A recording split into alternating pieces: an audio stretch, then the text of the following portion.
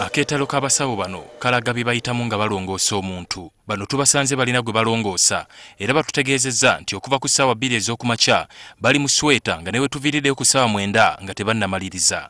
Mu kiseera kino Mulago ekubiddwayo olusiisira lw'ebyobulamu era ng'ekimu ku bigenda mu maaso kwe kulongoosa naddala abeetaaga obukugu obw'enjawulo. Abalina obuzibu ku bwongo be bamu ku bagwa mu kkowe lino. Edgar Muhumuza y'omu ku basawo abatono abalina obukugu mu nsonga eno era atunnyonnyodde engeri gye bakikolamu.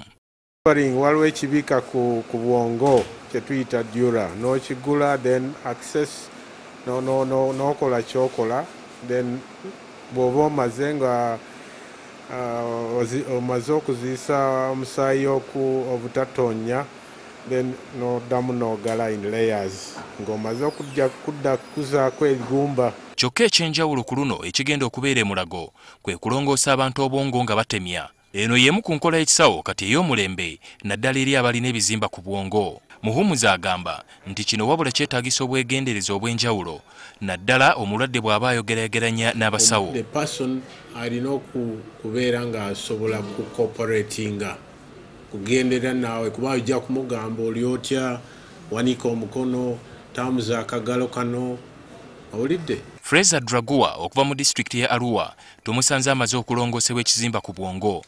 Twogeddeko ne Nancy Florence Pido atutegeezezza nti abantu nga bano beetaaga endabirira ey'enjawulo.